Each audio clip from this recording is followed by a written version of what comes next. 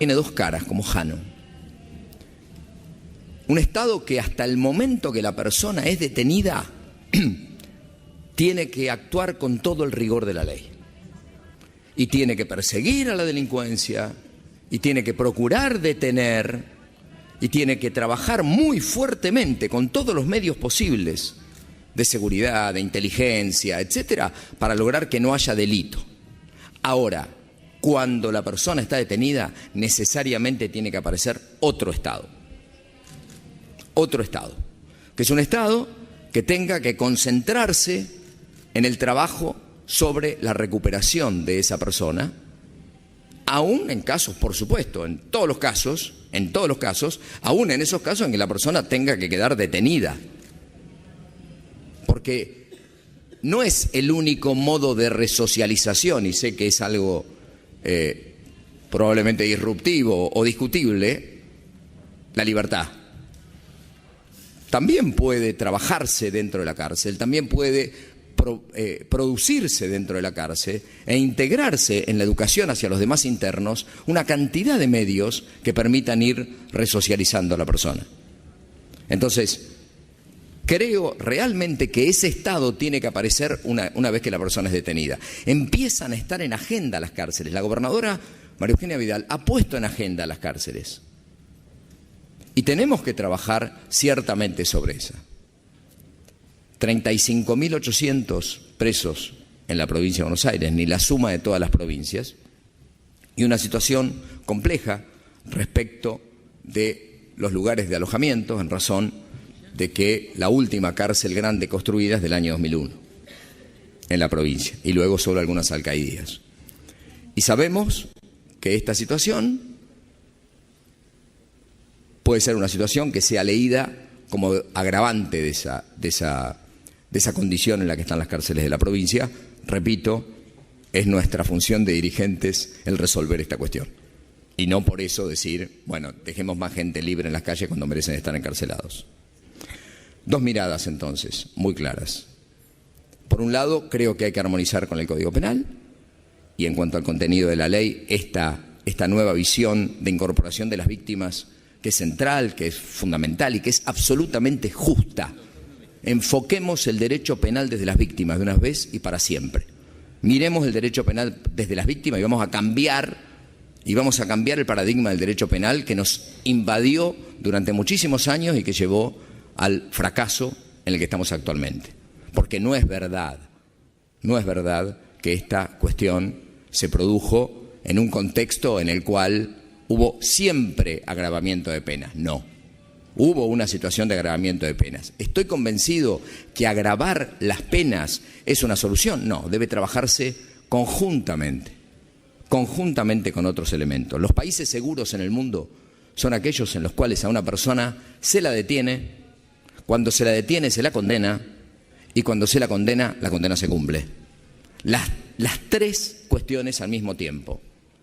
No es seguro un país en el cual se detiene porque funciona muy bien la fuerza de seguridad, pero luego nunca se lo condena, cuando se lo condena la condena no se cumple.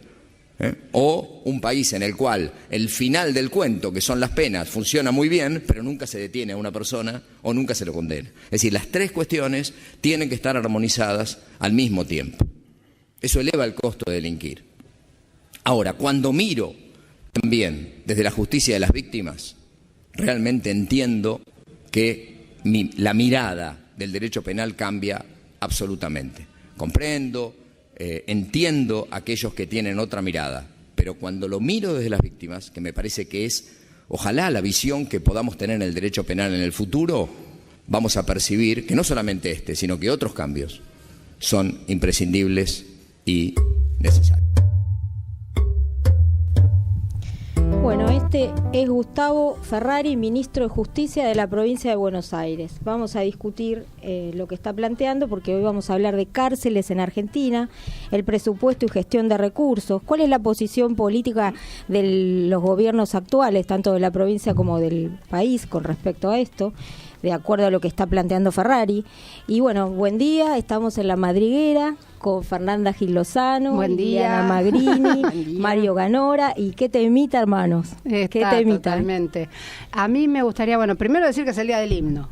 Caramba, que hay que ponerse patriota. Feliz día himno. Después también, yo lo escuchaba con mucha atención, yo fui compañera de él en la Cámara de Diputados. ¿De Gustavo Ferrari? De Gustavo Ferrari, para mí una persona muy valiosa. Pero hay algo que, mira, que nos cuesta entender. Yo la verdad no soy abogada, ni soy penalista, ni nada. Mi inquietud me llevó a ir 2-3 veces por año, mientras fui diputada, a la cárcel federal de Ezeiza, de mujeres. Me encontré, primero, las presas en Argentina son pobres. O sea, no hay presos ricos. Cuando vos vas al número positivo, lo primero que te das cuenta que en Argentina la gente que está en nuestras cárceles es gente pobre. Eso no es, digamos, debería haber una alerta, porque si la ley es igual para todos, hay algo en donde la igualdad está fallando, porque no es igual para todas. Por otro lado, mucha gente que está en las cárceles, pero mucha, te estoy hablando casi de un 40% o más, no tiene condena. ¿Sí? Está ahí esperando el juicio de los justos, porque la justicia no da abasto, y aparte porque no hay plata para un abogado que te lleve adelante las causas. También me encontré, yo te hablo del año 2007, ¿sí? También me encontré con que en la cárcel federal había cerca de 100 niños. De las mujeres que no hay con quién dejar los chicos. Me encontré con niños que saben antes decir celadora que mamá. Me encontré con la situación de que cuando cumplen 4 años se los sacan y esos chicos se pierden en el sistema. Y esto tiene que quedar claro, se pierden. ¿A dónde van esos chicos, Fer? Mira, los ponen en distintos asilos, hacen distintas derivaciones, pero lo cierto es que cuando la madre sale, así salga un año después, 6 meses después, es muy difícil recuperar ese niño. Tenemos un universo de niños perdidos y sinceramente la deuda la tiene la madre con la sociedad, no los niños. Después de tanto ir y de tanto hablar con los distintos directores de las cárceles, lo que se hizo fue una reforma edilicia.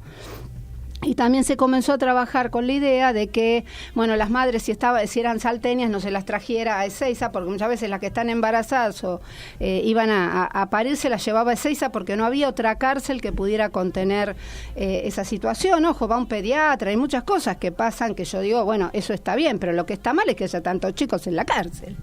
Hemos firmado la Convención de los Derechos del Niño, por ejemplo, y no nos importa mucho.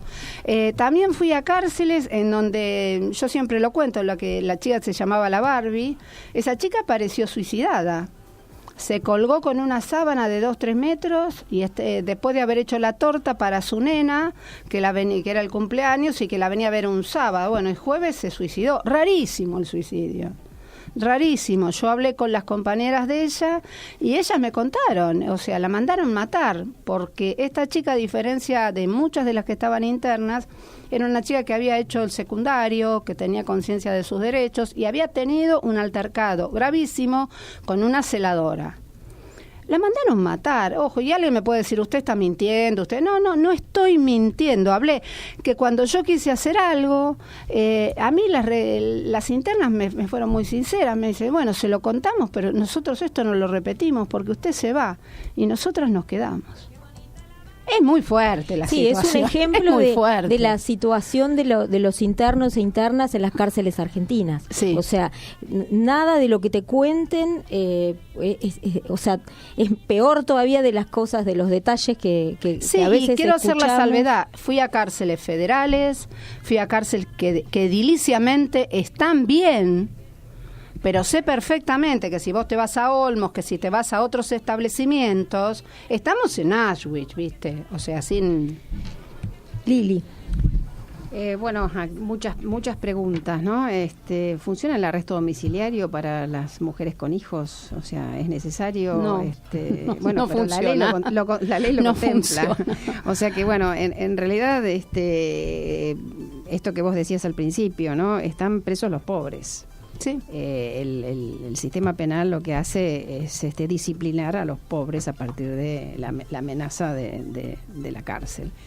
Interesante la postura de Ferrari. Me parece que hablar de recuperación, de resocialización y de no agravar las penas es un eje que no siempre lo esperamos de un ministro de seguridad de justicia de la provincia, ¿no? En realidad como que está obligado a decir otra cosa, pero está bueno que haga que lo tenga, sí, por lo menos incorporado como intención, aunque sea la intención. Sí. Mario. Mira, yo creo que acá hay un error en el discurso de Ferrari que hay que remarcar. Él pone el acento en que hay que mirar el delito desde los ojos de la víctima, y eso no es así, porque eso es restablecer la venganza de sangre. El derecho penal surge precisamente por la expropiación del conflicto de la víctima con el presunto victimario y su delegación de la resolución del conflicto en una autoridad. Esto tuvo una fundamentación religiosa. En el Deuteronomio dice: no te vengarás, la venganza es mía, dice el Señor. Es así con estas palabras. Y entre los griegos tenemos la famosa historia de Edipo en Colonos, donde y en las Euménides, donde también el conflicto es expropiado, se lo saca de la venganza y se lo deriva a una autoridad. Así es como en las Euménides se crea el famoso tribunal del Areópago. Pero esta cosa que es tan importante se empieza a debilitar, y entonces creo que eso tuvo su origen en las causas de lesa humanidad, cuando fue la negación de la justicia y la movilización posterior, que ha habido un giro de que el Estado ya no es el responsable de asegurar la retribución justa del delincuente, sino que aparece la víctima como el gran exigente, o la gran exigente de la sanción. Yo creo que esto es retroceso, no es un avance. Y creo que esto es malo que se vea desde esta perspectiva, desde lo que tiene que ser la organización de la Administración de Justicia. Eso por un lado. Por otro lado, creo que lo que está diciendo el ministro son dos cosas que están previstas en la Convención Americana sobre Derechos Humanos. Es decir, la fundamentación del sistema penal, del sistema de privación ilegal de libertad, la privación ilegal de la libertad es precisamente la resocialización. O sea, que no hace más que tener que cumplir con el deber. Sí. Las cárceles no son para castigo, sino son para seguridad, como dice el artículo 18 de la Constitución Nacional. Está bien.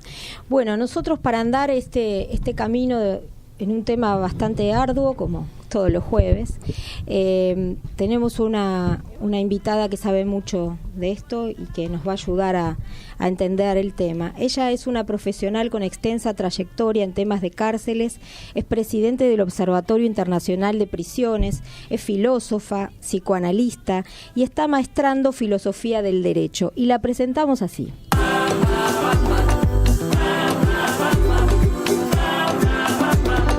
Dirigentes, políticas, profesionales, activistas, pensadoras, tienen su voz aquí. La Madriguera recibe a... Ella es Graciela Pérez Dubrés y le agradecemos mucho su presencia. Bienvenida. Gracias, chicos, muchas gracias.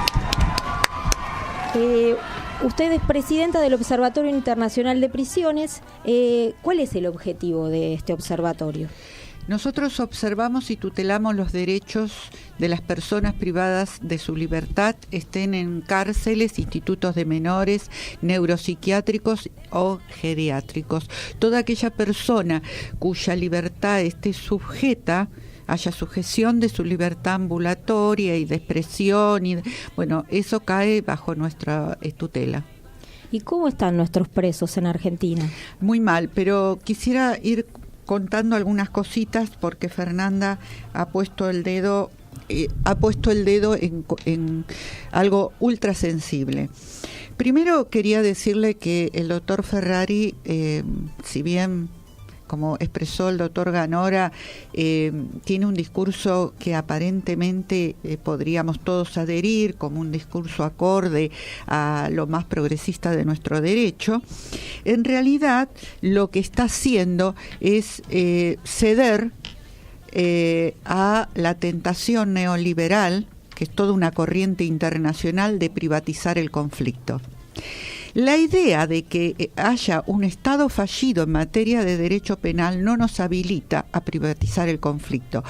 Que la víctima se siente insatisfecha por, digamos, los resultados que vuelven a la sociedad un sujeto violento, un sujeto sin socialización. Yo no hablaría ni de reinserción social ni de resocialización, porque la persona que cometió un delito, y sobre todo si es un delito de sangre o un delito tan aberrante como es el delito de violación o feminicidio, en realidad no estaba socializada, su personalidad es antisocial, tiene un conflicto, tiene un severo daño psiquiátrico que no advirtió el entorno, que no pudo atenderse en tiempo y forma y que derivó en un conflicto sin retorno, que es la pérdida de una vida o la violación de una persona, que cuesta muchísimos años y nunca en general se resuelve el trauma. ¿Y qué hacemos con ese hombre, Graciela?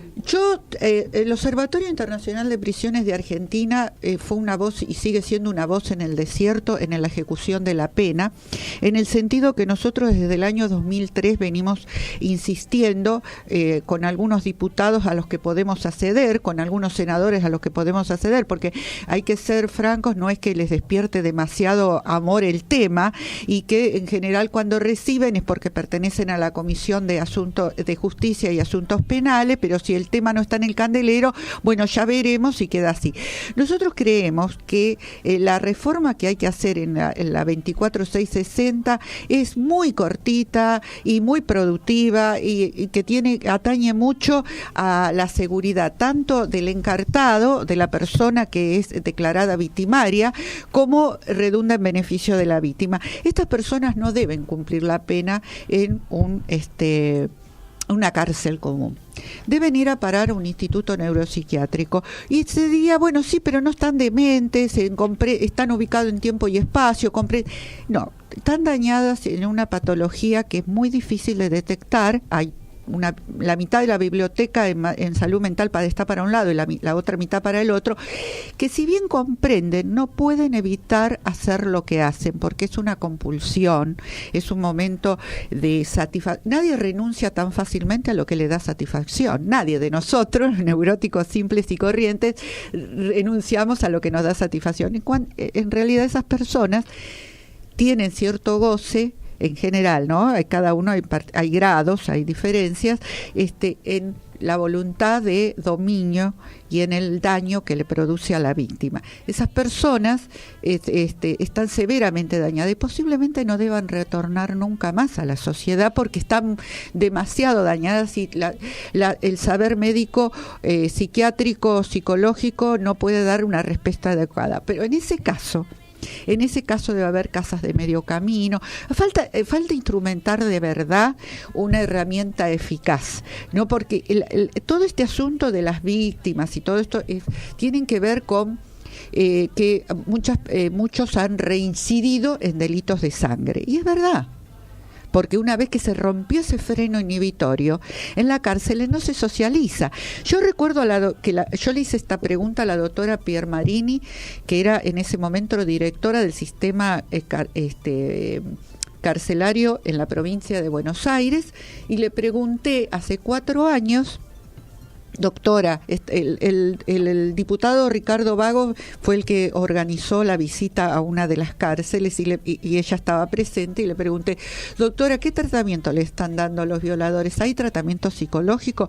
Y dice, empezamos con un año antes de la salida. ¿Cómo? ¿Para qué estuvo todos esos años preso?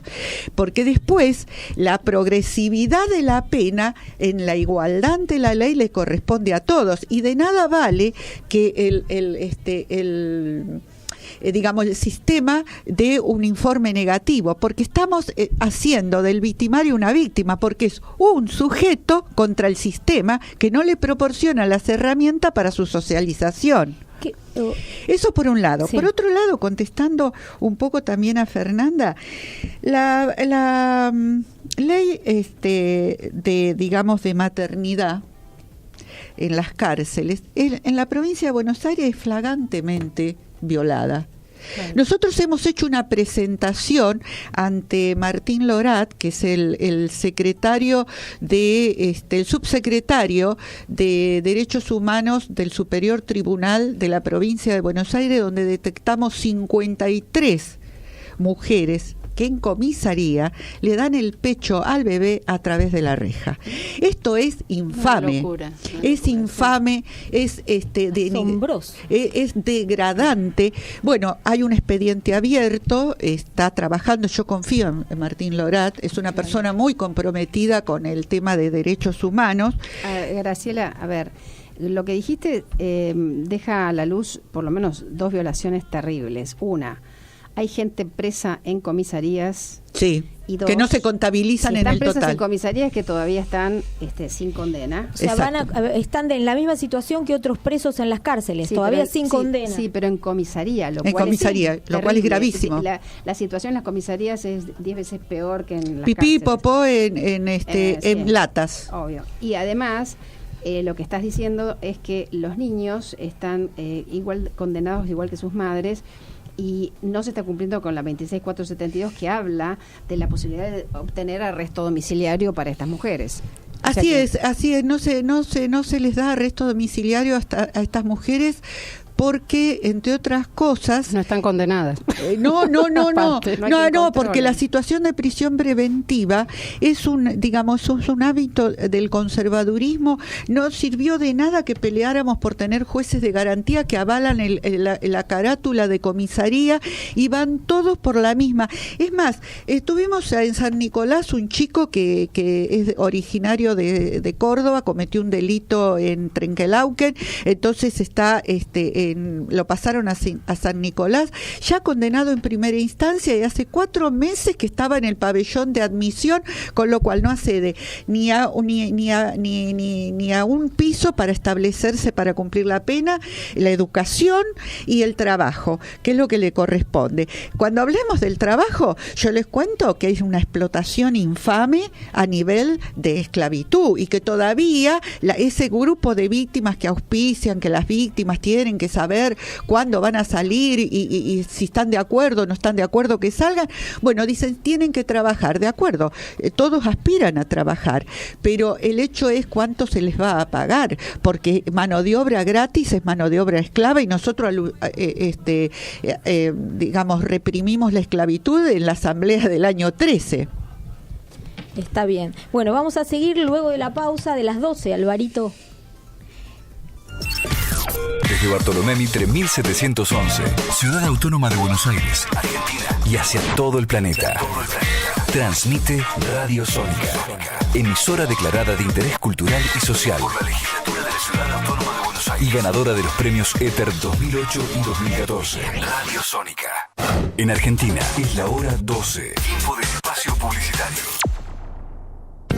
¿Necesitas asesoramiento jurídico? Estudio Lequi Galasso. Familia, divorcios, sucesiones, derecho laboral, despidos y accidentes de trabajo. Especialistas en civil y comercial. Estudio Lequi Galasso. Comunícate al 5246-4256 www.estudiolequigalasso.com.ar.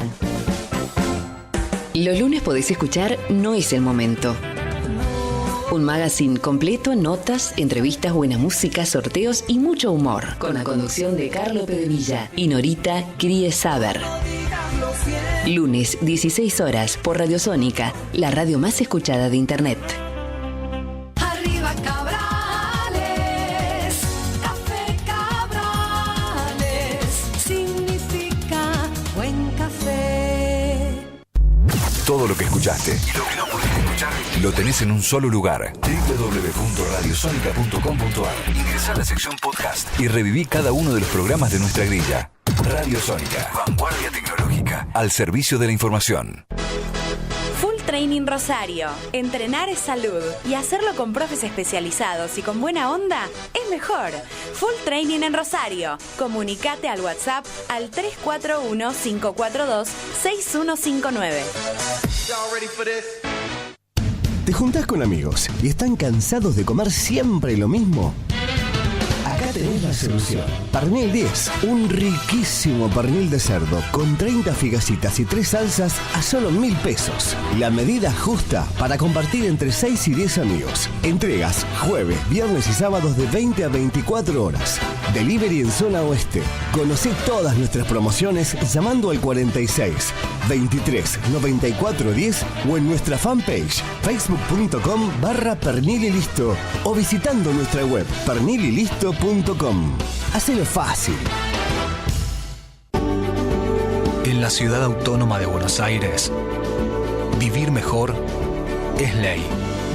Legislatura de la Ciudad Autónoma de Buenos Aires.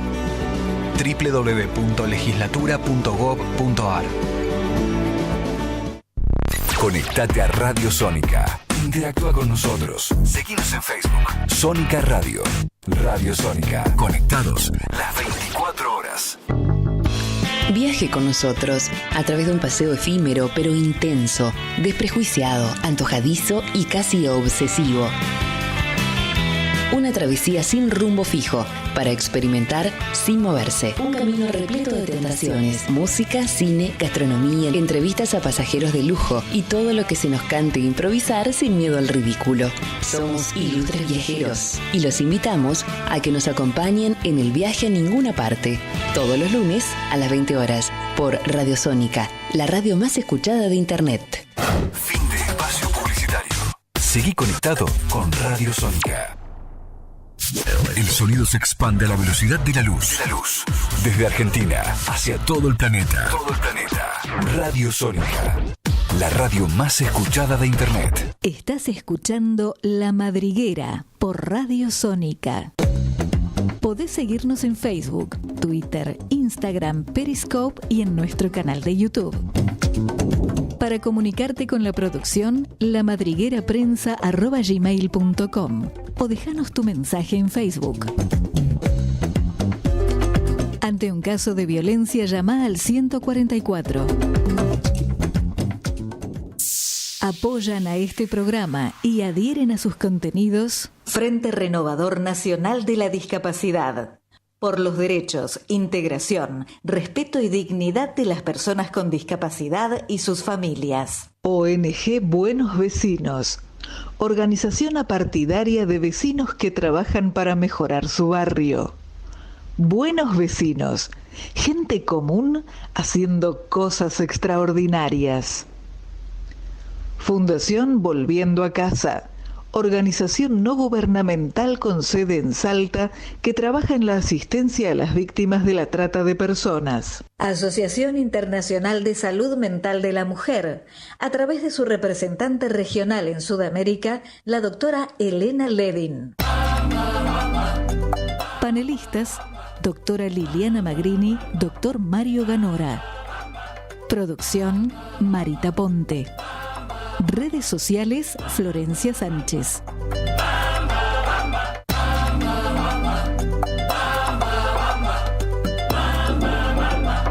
La Madriguera Noticias, la actualidad nacional e internacional.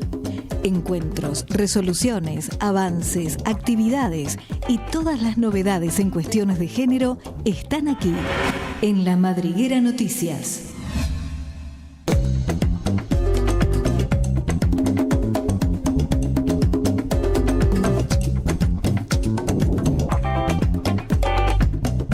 Informe revela el contraste del rol femenino en la política.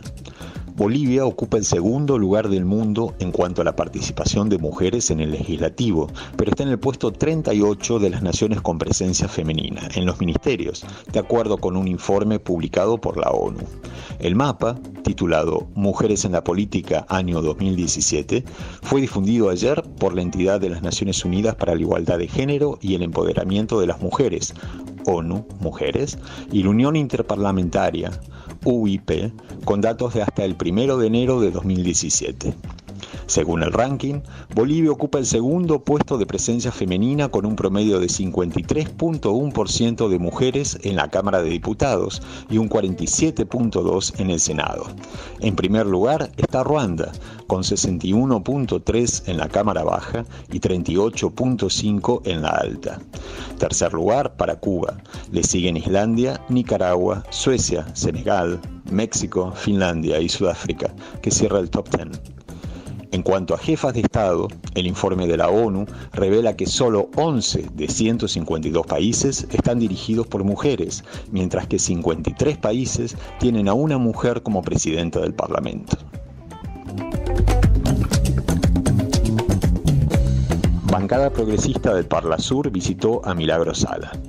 El pasado miércoles 26 de abril de 2017, algunos miembros de la bancada progresista, grupo político del Parlamento del Mercosur, integrada por los parlamentarios Ana María Corradi y Mario Metazza por la Argentina y Lilian Galán por el Uruguay, visitaron a la dirigente política de Argentina, Milagro Sala.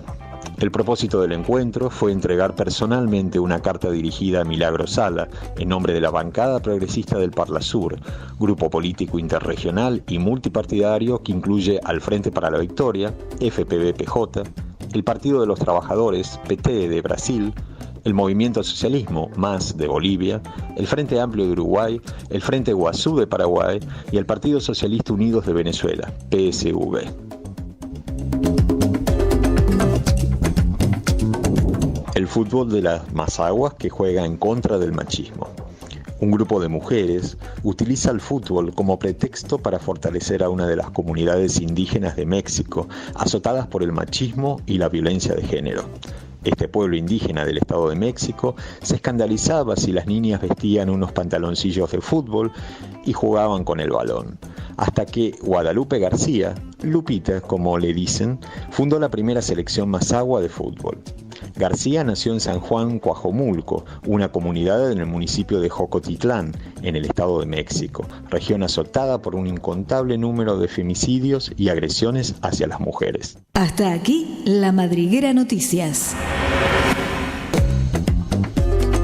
Viva Lupita. Viva Lupita. Para quienes se suman recién, les contamos que estamos tratando el tema cárceles en Argentina. Nuestra invitada es Graciela Pérez Dubrés, presidenta del Observatorio Internacional de Prisiones. Estamos con Fergil Lozano, con Liliana Magrini y con el doctor Mario Ganora. Yo quería, Gloria, hacer una intervención para decir qué impresionante la marcha de ayer. Una plaza, la verdad que me gustó que no solo fueron los sindicatos, las organizaciones o quizás los que yo siempre digo, uno hoy va a una marcha de derechos humanos y te vas a encontrar con los amigos y de distintas etapas de tu vida, pero también la verdad cualquier cantidad de gente independiente. Sí, es verdad. Jóvenes, viejos, medianos, impresionante. Sí. Y bueno, por ejemplo, lo traigo también a colación, el tema del 2x1, Graciela. ¿Alguna palabra al respecto? El 2x1 se hizo durante la época del menemismo y exclusivamente pensado. Yo en ese momento este tema que nos convoca hoy, yo lo trabajaba en la Asamblea Permanente por los Derechos Humanos, como joven militante por aquel entonces, acompañé con todo fervor el 2x1 en el entendimiento de que había gente en situación de prisión preventiva desde hacía 4 o 5 años. ¿Qué juez iba a atrever a declarar la inocencia a costa de que el sujeto le hiciera un juicio al Estado por haber estado 5 años preso sin razón alguna? Entonces se lo condenaba más o menos en ese tiempo, en el tiempo que estaba en situación de prisión preventiva, y a los meses salía. Una máquina de triturar personas. Bueno, el 2x1 tenía el sentido de que aquella persona que había pasado más de 2 años en situación de prisión preventiva, por cada año de situación preventiva se le computaba 2 de la pena.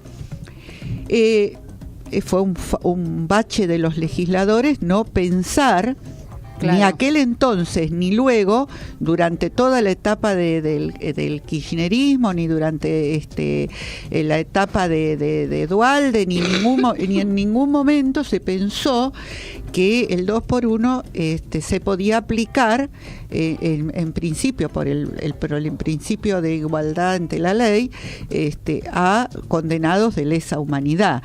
Ningún legislador lo pensó y bueno, ahora ambas cámaras quisieron subsanar el error. Yo no soy abogada penalista, si bien estoy maestrando filosofía del derecho, es para pensar el derecho desde el fondo, desde la misma razón de existir. Bueno, no se viola ninguna garantía y esto es para futuro, pero ese beneficio, entre comillas, si no es un derecho, porque es una ley, es un derecho, le corresponde a los que le corresponde. Y no en defensa del Estado de Derecho, nos guste o no nos guste, lo mismo que pase con un represor que esté enfermo, que tenga más de 70 años y que en la cárcel no pueda tratar su patología, tenga arresto domiciliario. Personalmente a mí me resultará de mucho escozor, pero es lo que corresponde. Y yo le pregunto ahora a nuestros dos abogados penalistas, los delitos de lesa humanidad, ¿no dicen como característica que no se puede conmutar su pena? Nadie se atreve, en todo caso, a condenar a reclusión perpetua. Si hubiera reclusión perpetua, no estaríamos hablando de esto. Lo que pasa es que la reclusión como tal ha caído en desuetudo. Hay cosas que son importantes. Primero vamos a hablar de los delitos de lesa humanidad. Hay una deuda jurídica del Estado argentino por cuanto no hay en el Código Penal argentino las definiciones de los delitos que son característicos de lesa humanidad con la aplicación de la pena correspondiente. No hay ninguna persona condenada por genocidio en la República Argentina por la sencilla razón de que el genocidio no está tipificado en el Código Penal. Está en una convención que tiene jerarquía constitucional, que se ratificó en 1956, pero que nunca se llevó al Código Penal como existe en el Código Penal español. Por eso, el caso de Silingo disparó la pedido de captura internacional de los militares argentinos por el delito de genocidio y terrorismo, porque eso sí estaba contemplado en el Código Penal español. Nosotros no lo hicimos. O sea, y cuando empezaron el pedido de extradiciones a la República Argentina, que tendría que haberlos entregado por una cuestión de colaboración judicial, se negó el gobierno argentino, se negó el gobierno de la Rúa, no dio el trámite por Cancillería, y luego por una maniobra que se hizo habilidosa, que fue la incorporación de la Convención de la Imprescriptibilidad de los Crímenes de Guerra y de Lesa Humanidad, se dejó de lado y se declaró la inconstitucionalidad de la ley de punto final y de obediencia debida y empezaron los juicios. Claro. Eso fue en dos procesos. Uno fue el caso Simón, donde se dejó de lado, se declaró la inconstitucionalidad de la ley de punto final, y en el caso Arancibia Clavel, donde se declaró la inconstitucionalidad de la ley de obediencia debida. Pero nosotros no tenemos en el Código Penal argentino esto. Lo que tenemos a través de lo que es el Estatuto de Roma es la imposibilidad de aplicar la prescripción o mecanismo de extinción de la pena, como es el delito de del indulto y de la amnistía. O sea, esas tres cosas están impedidas. Pero el Estatuto de Roma permite, eso se lo señaló en la Corte, en el artículo 24, que se aplique la ley penal más benigna a la gente que ha cometido delitos de lesa humanidad. Esto lo señaló los votos de la mayoría. ¿Qué es lo que ocurre con nosotros? Si nosotros queremos armar una legislación en materia de delitos de lesa humanidad y de crímenes de guerra y de crímenes contra la paz, tendríamos que establecer en el Código Penal un capítulo especial que modifique la parte general del Código Penal, que determine que esto no es aplicable. Claro. Acá nosotros lo que estamos hablando es de cómo se computa la prisión preventiva. En el fondo es esto, el artículo 24 del Código Penal y una ley anterior, derogada, pero que estuvo vigente en un tiempo intermedio. Si nosotros no hacemos eso, y eso va a regir para el futuro, todos estos problemas se nos van a replantear nuevamente. Estamos haciendo una especie de pantano jurídico. Esto yo creo que es lo que... ¿Cómo nos cuesta la ley, Mario? Lo que pasa es que cuando queremos señalar que el Código Penal se dirige a los más pobres de la sociedad, y intentamos que esto no ocurra, intentamos que se morigere, intentamos que haya algunos mecanismos de medidas alternativas al encierro, estamos pensando en ese universo de gente que necesita ser de alguna manera cuidada, y no quiero usar la palabra tutelada porque suena muy feo, pero cuando estamos hablando de crímenes de lesa humanidad, estamos hablando de otro universo, o son otras las personas que en realidad no son vulnerables. Son ellas las que vulneran, y desde el Estado vulneran mucho más. Entonces hay como un doble estándar, muy difícil de explicar, porque en realidad, en rigor, a mí me parece que es importante sostener el 2x1 en la medida que implica reconocer que el Poder Judicial no actúa en tiempo y forma, tiene que actuar con celeridad el Poder Judicial y todo el Estado, ¿sí? Pero como esto no ocurre, ahora estamos en que, claro, estamos aplicándole el 2x1 a los genocidas, y ahí sí nos da asco a todos, porque si queda libre Astiz, si queda libre Checolá, si queda libre todos los que van a quedar libres, realmente se nos revuelven las tripas. Pero, digamos, tenemos un doble estándar. ¿Cómo hacemos para solucionar esto? Bueno, tenemos en el teléfono a un invitado del día. ¿Ya está en el aire, Flor? Él es el juez Sergio Delgado. Buenos días, ¿nos escucha? Buenos días, sí, ¿qué tal? ¿Qué tal? Está en La Madriguera, yo soy Gloria Llopis Ortiz, estamos con Fernanda Gil Lozano, Liliana Magrini, Mario Ganora, y tenemos como invitada a Graciela Pérez Dubrés del Observatorio Internacional de Prisiones. Bueno, lo llamamos porque usted es juez del Fuero Penal, Contravencional y de Faltas del Poder Judicial de la Ciudad de Buenos Aires desde el 2010, ¿verdad? Sí, efectivamente. Entonces nos pareció interesante sumarlo a la charla para andar el tema de las cárceles, de los presos y de la polémica esta que desató la posible sanción de la ley que limita las libertades condicionales. Usted está calificado como abolicionista y garantista, lo cual les trajo algunos problemitas políticos en determinados momentos. El último creo que fue en 2015, ¿no? Sí. Bueno, entonces nos interesaba hablar con usted sobre esto de la posible sanción de la ley que limita las libertades condicionales. ¿Cuál es su postura? ¿Qué piensa al respecto?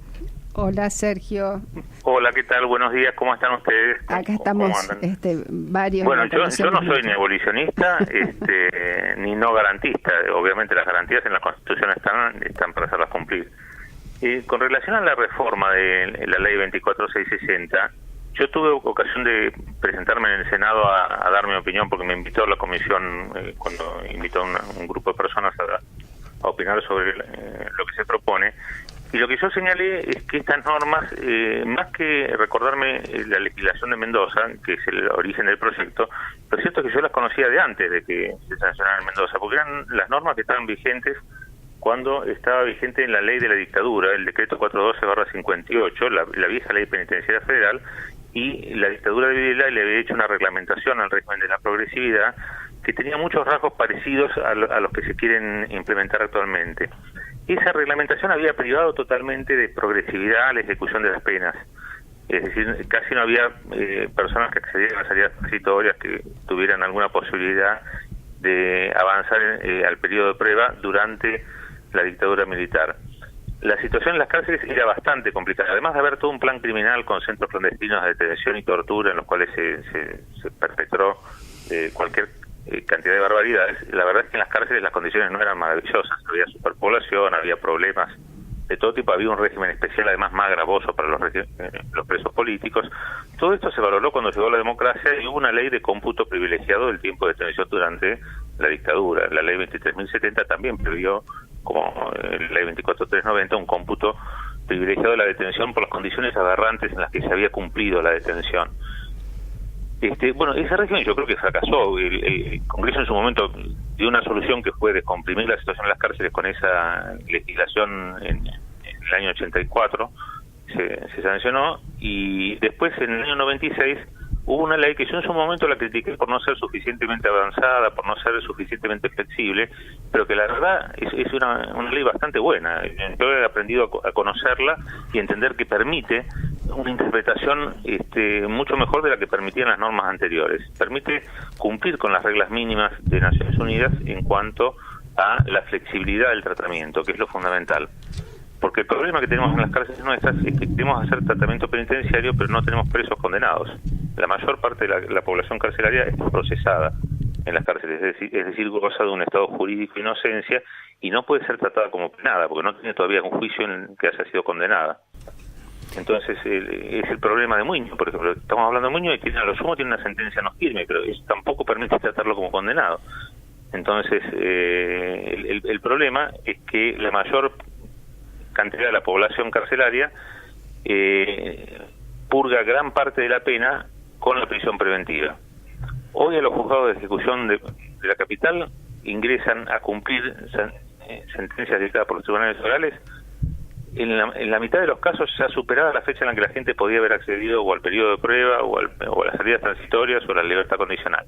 Es decir, son condenas que se dictan y al momento de ser dictadas ya son de cumplimiento imposible conforme al régimen progresivo previsto en la ley. Entonces, si uno además a la ley le reforma la posibilidad de flexibilizar la ejecución y le reforma la posibilidad de incorporar en el régimen progresivo a los internos, está convirtiendo las penas en las penas que había en el siglo XIX, las penas del régimen auburniano, totalmente estancas, sin ninguna modificación. Sergio, habla Mario. ¿Cómo estás? Bien, ¿cómo estás vos? Si en tu evaluación, ¿vos considerás que hay una especie de regresión generalizada hacia un criterio punitivista o no en estos momentos? Bueno, pero no hay ninguna duda de eso. Además, lo peor es que la democracia nuestra tiene una deuda pendiente que no haber revisado las leyes de la dictadura. El programa de la doctrina de la seguridad nacional, cristalizado entre la Revolución Argentina y el último golpe de Estado, el golpe de Estado de Videla, la Macera y de Agosti, que convirtió a toda la fuerza de seguridad en el marco que después permitió desarrollar el plan criminal, no fue tocado. La ley orgánica de la Policía Federal sigue siendo un decreto de la Revolución Libertadora. La ley orgánica del Servicio Penitenciario Federal sigue siendo una ley orgánica de facto dictada por la NUCE, la misma semana que reforma la ley de armas para convertir a todos los miembros de las fuerzas de seguridad en legítimos usuarios de armas de fuego y convierte al servicio penitenciario en una fuerza de seguridad. En el servicio penitenciario son legítimos usuarios de armas de fuego y no las pueden usar en su trabajo. Cuando cesan a la cárcel se descartan de las armas. Bueno, este disparate está organizado hace 40 años, cuando era importante tener aparentemente un montón de funcionarios públicos armados para resistir la insurgencia armada y para resistir el terrorismo imperante en aquel momento. Parece una decisión adecuada. Hoy la verdad que es una decisión que termina alimentando el mercado clandestino de armas y alimentando la proliferación de munición de armas de guerra para que se provean los delincuentes y termina sin ningún sentido actual. Bueno, esto no lo ha revisado para nada el gobierno, ni este gobierno, ni el gobierno anterior, ni el gobierno presidencial anterior. En 30 años de democracia no se revisaron estas normas y al contrario, los proyectos que se están elaborando son reconstruir esa autoridad. Por ejemplo, esta reforma de la ley de ejecución penal pretende que el director sea la autoridad que mande los informes y las propuestas y tome las decisiones de avanzar en la progresividad de los internos. Se suprime totalmente los equipos interdisciplinarios. Sergio, que no tiene que haber un nuevo equipo que intervenga. Bueno, crean un equipo que en realidad no va a tener funciones, porque la función se le está asignando a la misma norma al director del penal. Y el director del penal es un funcionario que, de acuerdo a la ley 24660, debería haber ganado el cargo por concurso y ser un profesional universitario, y la verdad es que eso no se está cumpliendo en ninguna cárcel en nuestro país. Por el contrario, la propuesta del programa Justicia 2020 es reformar la ley orgánica, hablar de una agencia civil de seguridad, pero en realidad en esa agencia civil los funcionarios ya no van a tener que concursar el cargo, ni van a tener que tener título universitario, van a seguir siendo funcionarios penitenciarios, van a seguir teniendo subordinados a los profesionales dentro del escalafón, y además van a seguir teniendo la competencia de instruir las causas penales de los delitos que ocurren en la cárcel, van a seguir portando armas de fuego, con lo cual van a seguir siendo una fuerza de seguridad con otro nombre en realidad, ¿no? Graciela Pérez Dubrés le quiere hacer una pregunta, juez. ¿Cómo no? Sergio, ¿cómo estás? Muy bien, ¿qué tal, Graciela, tantos años? De veras, siempre en la misma lucha, ¿no? ¿Vos no considerás, a la luz de todo esto que vos mismos describís, la situación que nosotros sabemos que está padeciendo el detenido en las cárceles y el reclamo de algunos grupos de víctimas de delitos comunes? Te digo algunos grupos porque surgió un grupo muy interesante de Víctimas por la Paz, que realmente vale la pena escuchar la posición que ellos tienen en cuanto a la responsabilidad y no al castigo. Sobre ese concepto trabajan. ¿No crees vos que estamos hablando de un Estado absolutamente fallido en cuanto a materia de derecho penal y que cada vez que se quiere hacer una modificación se incurre en un engendro peor de lo que ya tenemos? Pero de eso no tengo ninguna duda. Y el punitivismo es un fracaso que uno lo estudia en la facultad. Antes de que hubiera ocurrido acá, cuando estábamos en medio de la dictadura militar, que podría uno decir que bueno es la exacerbación del punitivismo en la dictadura militar, uno ya estudiaba que el punitivismo no era la solución, ¿no? Que la prevención general que conduce, la teoría de la prevención general que conduce al terrorismo estatal no funciona bien. Bueno, acá cuando se puso el horrible homicidio de Axel Blumberg, que no puede haber caso más espantoso, ¿no? Una persona secuestrada que se escapa a los secuestradores, lo matan por la espalda, un caso horripilante. Y quisieron modificar la legislación. Oh, sorpresa, ya había prisión perpetua para el secuestro seguido de muerte. Porque 4 o 5 años antes había habido otro secuestro espantoso, en ese otro caso había sido el hijo de un gremialista del petróleo, Ibáñez, creo que se llamaba apellido, que lo secuestraron, apareció finalmente en Mar del Plata. Para peor, era un caso horrible porque lo enterraron vivo, no se dieron cuenta y lo metieron en una tumba y todavía estaba vivo. El pibe pobrecito murió asfixiado. Un caso espantoso. En aquel momento Menem intentó refutar la posibilidad de la pena de muerte. Ya no se puede restablecer la pena de muerte en la Argentina por la firma del Pacto de San José de Costa Rica, pero entonces se había puesto esa la pena de prisión perpetua. Bueno, y volvió a haber otro caso de un secuestro horrible, por más que haya una pena de prisión perpetua, que no puede haber una pena más grave en el derecho argentino. Es decir, que el punitivismo no evita que sigan ocurriendo. El homicidio ha estado penado hace 5.000 años, hay pena para el homicidio y sigue habiendo homicidios y va a seguir habiendo. O sea que poner penas cruentas no es algo que va a desalentar o impedir totalmente el delito. Así es, Sergio. El retribucionismo, como diría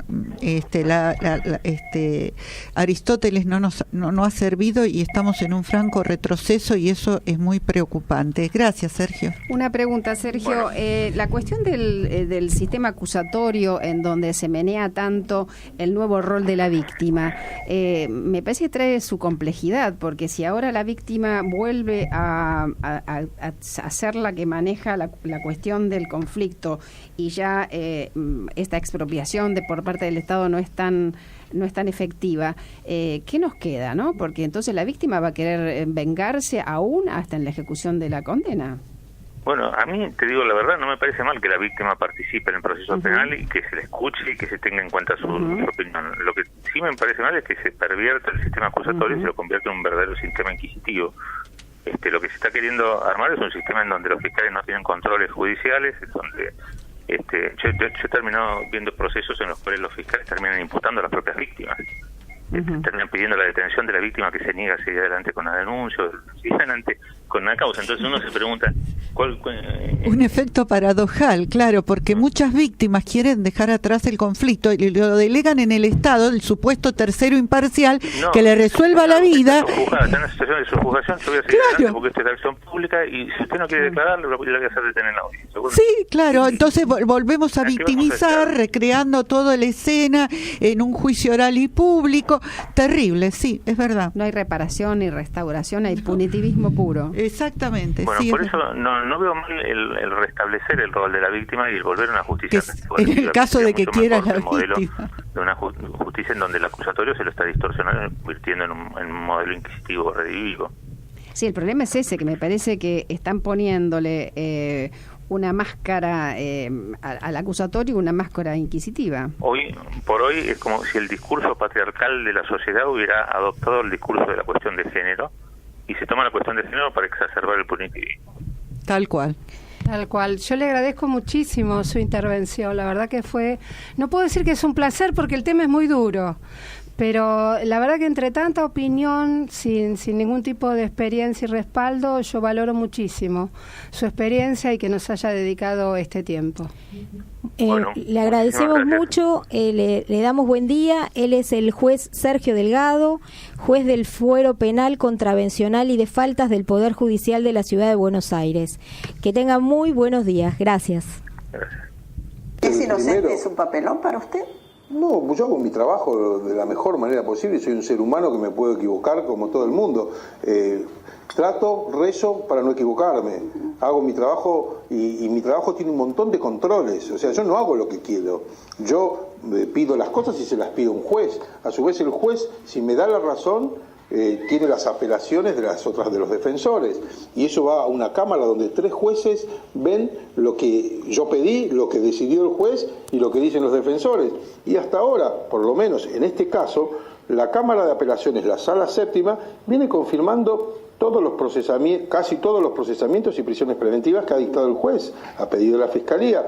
Entonces, ¿nos podemos equivocar? Sí, claro que nos podemos equivocar. La justicia se ha equivocado muchas veces en muchos casos. Yo no voy a ser tan petulante de pensar que yo no me equivoco, al contrario, me puedo equivocar, pero trato de tomar todos los recaudos necesarios para no equivocarme.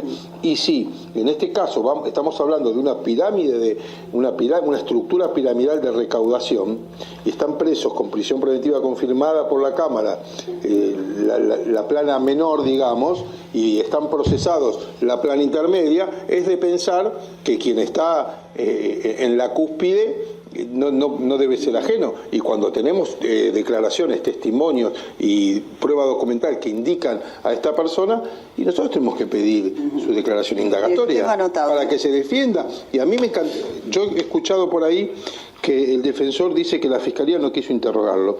La verdad es que el señor Potokar se presentó con su abogado cuando quiso en el juzgado. La Fiscalía estaba yendo para materializar la indagatoria y presentó un escrito diciendo que anímicamente no quería responder preguntas. Entonces no había manera, porque si una persona no quiere responder, uno no puede obligarlo a responder. Sin embargo, yo lo invito a que amplíe su declaración, responda a las preguntas y que a mí me encantaría que me demuestre a mí y al juez su inocencia, y que diga, bueno, a ver, esto pasa en todas las comisarías, que me explique por qué está prófugo hace 7 meses el comisario Villarreal. Un papelón. Bueno, hablando de presos, ahí saltó un audio que donde el fiscal Campagnoli explica un poco el tema del jefe de la policía de la ciudad, preso. En este momento está preso y bueno, ese es el tema que vamos a tratar ahora, pero queremos terminar con un dato que nos quiere dar el tema anterior, ¿no? De cárceles. Para señalar, Gloria, que en realidad hay presos VIP y presos no tan VIP. En el caso de los condenados por lesa humanidad son presos VIP y algunos de ellos sí gozan del arresto domiciliario, que violan sistemáticamente. Las que no gozan del arresto domiciliario son las mujeres embarazadas, que en todo caso les venden la pulsera. Graciela, ¿qué sabes de esta venta de pulseras electrónicas? Bueno, he tenido una queja que ilustra lo que realmente está pasando en la provincia de Buenos Aires con las pulseras electrónicas. Primero, escasez. Acá hay una flagrante violación a las convenciones internacionales en cuanto se le está pidiendo sistemáticamente a la República Argentina que achique el estándar de que la mayoría de las personas encarceladas están en situación de prisión preventiva. Van todos presos y después descontamos. Las pulseras electrónicas, de acuerdo al testimonio de una de las detenidas, se venden. dice, bueno, el abogado le pidió 5.000 pesos para que tener esa pulsera electrónica. Y la pobre infeliz dijo, mire, yo le puedo pagar los honorarios, pero no puedo pagar la pulsera electrónica. Bueno, dice, yo no tengo modo de conseguirla. Hay escasez de pulseras electrónicas. Por otro lado, hay un problema tecnológico, y esto lo sé a partir del caso Fabián Sanprietro, que hay lugares, barrios, que son céntricos, incluso en la provincia de Buenos Aires, qué sé yo, centro de San Justo, por ejemplo, que se produce como un vacío en las ondas entre el cable de cobre, la fibra óptica y las células de los celulares, y entonces no se puede seguir el monitoreo y por lo tanto no le dan el arresto domiciliario. Cuestión que tienen que subsanar, y no están poniendo buena voluntad en hacer esto. En realidad nosotros tenemos en la Argentina que más del 60% de todo el total de la población está en situación de prisión preventiva, y las mujeres embarazadas o con bebés, si se cumple la ley y se cumple con UNICEF tal y como y se pondera la Convención de los Derechos del Niño, porque es cuestión de ponderar valores. ¿Qué privilegiamos? ¿Los derechos del niño o la sujeción corporal de la madre, que en general están por narcomenudeo, la mayoría de ellas están por narcomenudeo, que escarmentar el narcomenudeo como una salida laboral para los barrios más miserables, y entonces la escarmentamos privándola de la prisión domiciliaria, que es lo que necesitan para criar sus hijos, y además necesitan que el Estado le proporcione el subsidio al niño como corresponde, para que esa mujer que no se puede mover de la casa, no puede trabajar, no puede hacer nada, pueda con ese arresto domiciliario tener digamos la maternidad.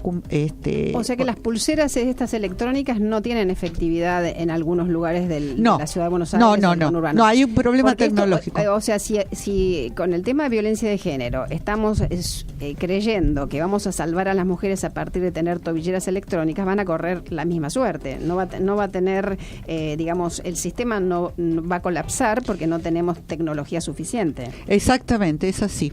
Bueno, con esto con lo de las pulseras vamos cerrando el tema de las cárceles en Argentina. Le agradecemos muchísimo a Graciela Pérez Dubrés la presencia, fue muy útil y la volveremos a invitar, es un placer. Gracias, en cualquier momento. Sí, Graciela, la verdad que muchísimas gracias por venirte, por contarnos y ser tan generosa con toda tu información, que es mucha. Gracias, Fernanda. Vos sabés que yo, cuando vos me convoques, para vos estoy. Muchas gracias.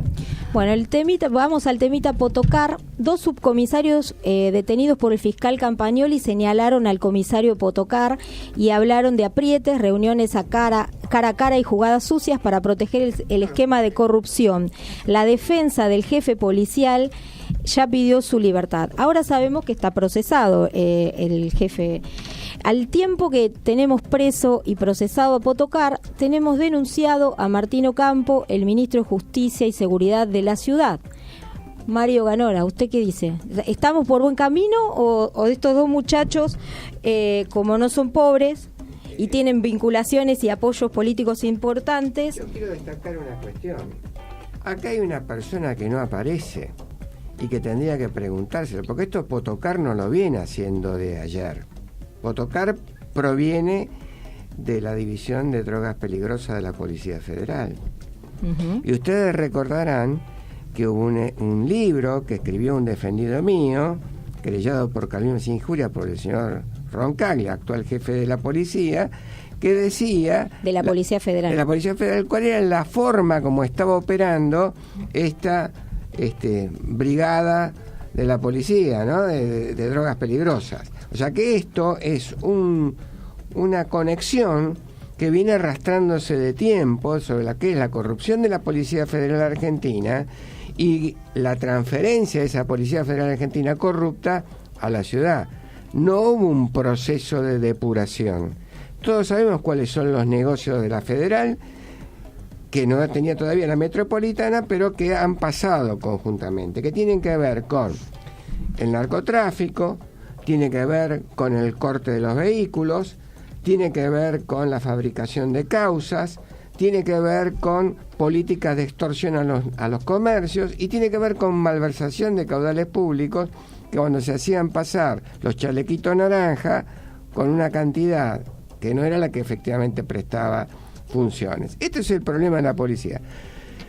Ocampo, yo creo que hasta ahora lo único que ha hecho es sentarse sobre la situación que hay y no tratar de modificar nada, que es una característica de la gestión macrista. La gestión macrista no hace, se sienta sobre una situación y deja que el tiempo lo resuelva. O sea, no hay voluntad política de purgar la policía. No hay, la prueba está que...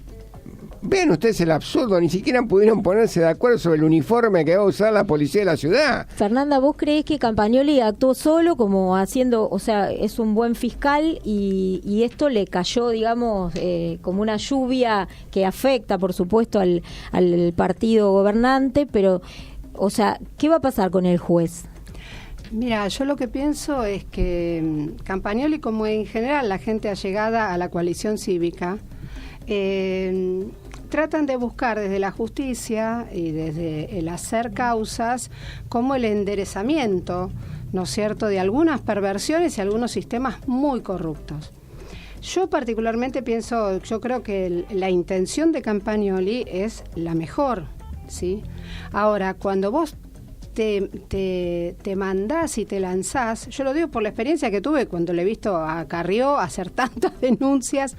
Ojo, que si nosotros no podemos lograr dentro de las propias estructuras un sistema de depuración y un compromiso de todos los componentes de este estado de corrupción, es muy difícil que las causas avancen, que todo tenga un debido proceso, que realmente se haga justicia.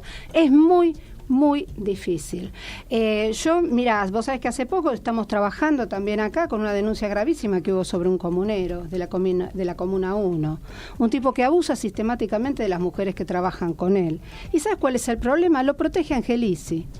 Entonces es un intocable, y así vos vas viendo cómo la gestión macrista a sus punteros, a su gente, sistemáticamente los va como rodeando de un sistema de impunidad, donde por ahí es un fiscal, donde por ahí es un policía, donde por ahí es alguien de la estructura de todo lo que tiene que ver con las mafias del fútbol, etcétera, etcétera. Entonces, a ver, digo, ¿cuál es el peligro en Argentina? Al menos el que yo detecto. Es el estado de mafiosidad. Esto se describe en la bibliografía. Es decir, no es que la policía es corrupta, la justicia es corrupta. No, es que vos tenés la corrupción en todas partes. Entonces, a mí a veces lo que me preocupa, yo cuando veo figuras como la de Campagnoli, es, ojo, está solo, fiscal. La verdad es eso. Claro, yo quiero aclarar sobre la denuncia de Vera sobre Ocampo. La denuncia que instruye la jueza María Servini pide que se investigue el origen del dinero con que Ocampo y su mujer adquirieron distintos bienes entre 2013 y 2015. La investigación presentada ante la justicia expone además el vínculo entre Ocampo y Daniel El Tano Angelici, hombre fuerte del macrismo en los tribunales. Exactamente. O sea, otra vez, nosotros vamos repitiendo nombres. Ahora hemos sustituido los partidos políticos, ahora los manejan los clubes de fútbol. O sea, el macrismo es el Club Boca Juniors. Vamos a decir la verdad. ¿Cuál es la ideología, la formación? Es del Club Boca Juniors. Y la gente del Club Boca Juniors es la que en estos momentos está manejando el Estado. Y lo maneja con el mismo criterio que se manejan los clubes. O sea, la única que pulsea y a veces gana es Lilita. Y sí. ¿De qué partido es? A veces. No, porque la verdad que ¿de qué equipo de fútbol es? De Boca. No, la corrupción no sé. caló mucho. Yo, mirá, una vez me acuerdo cuando se hizo el concurso para elegir defensor de la ciudad de Buenos Aires, que estábamos todos los que nos habíamos postulado en ese momento, y como tiene que suceder muchas veces, los compañeros postulantes se agarraron a trompadas. Yo me acuerdo que me escondí debajo de una mesa, después detrás de una columna, y avanzó lo que sería como la custodia, ¿no es cierto?, los que están en seguridad de la legislatura de la Ciudad de Buenos Aires. Son barras bravas, vieja, déjenme de jorobar, barras bravas dentro de la legislatura para que los compañeros no se maten. A ver, hoy por hoy estamos ante un poder que es bestial.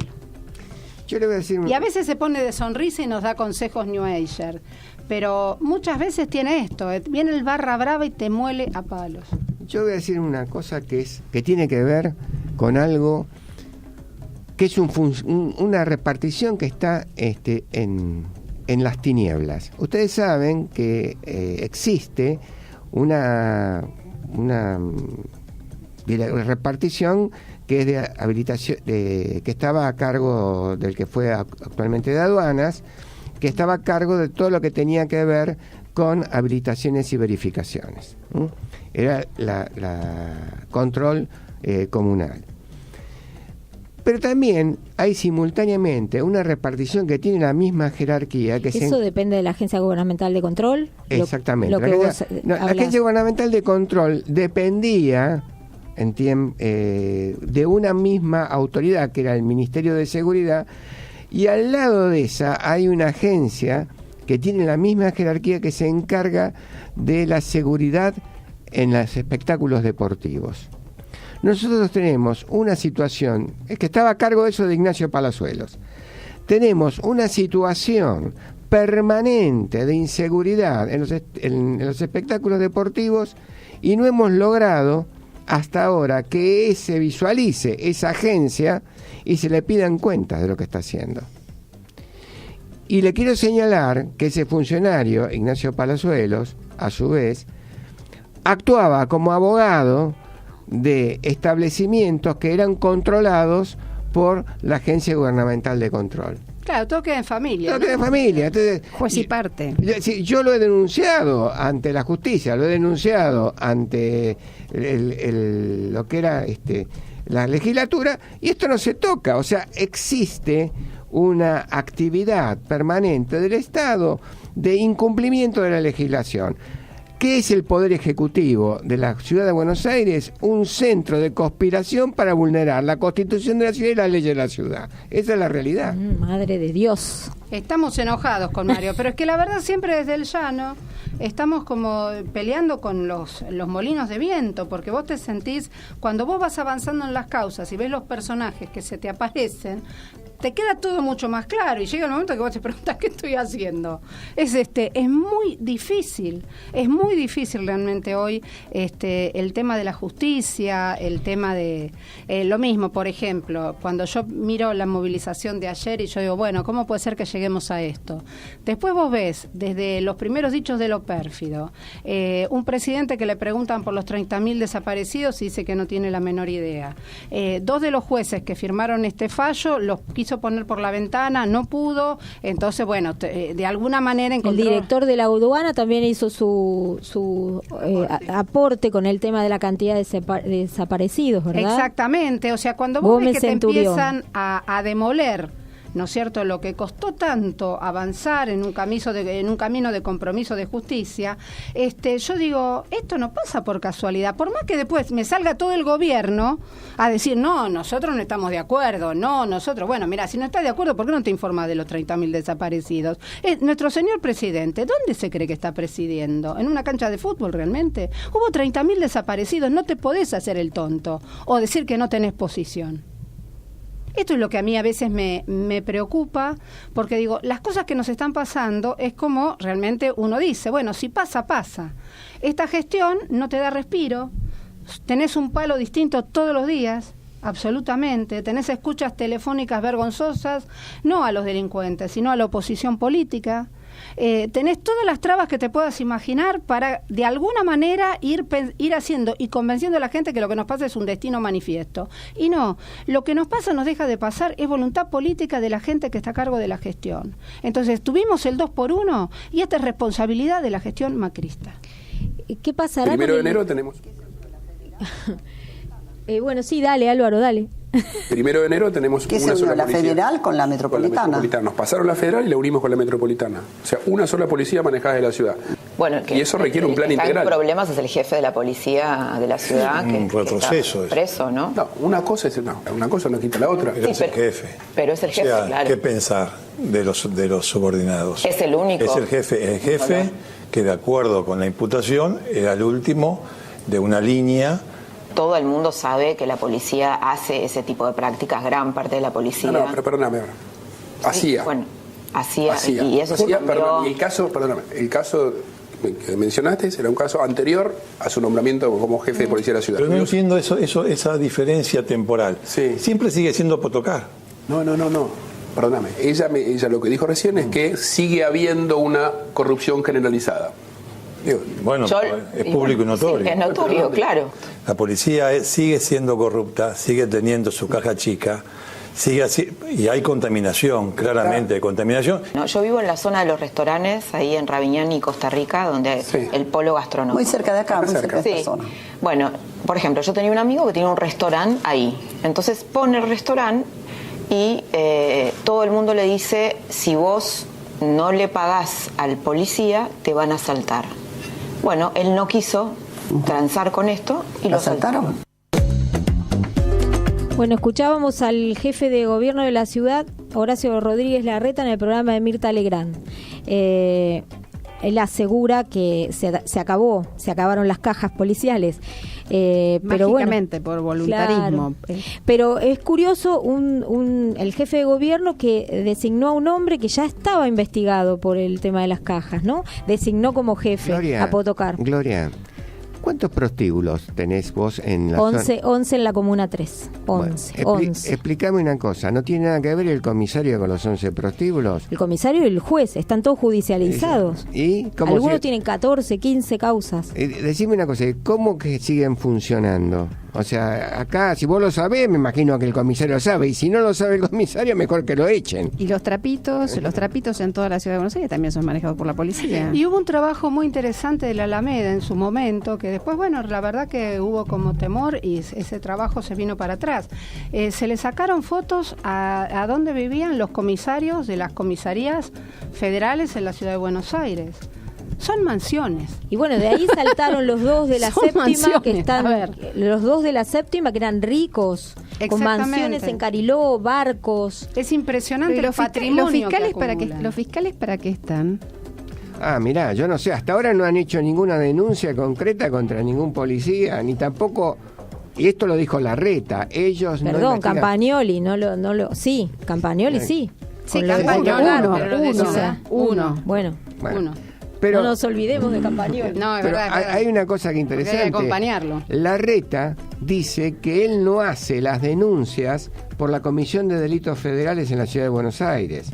Pero los trapitos no es federal y los prostíbulos tampoco son federales. Lo que pasa con los trapitos es muy curioso, porque el gobierno de la Ciudad de Buenos Aires, el partido gobernante, dice que no le votan en la legislatura el tema de...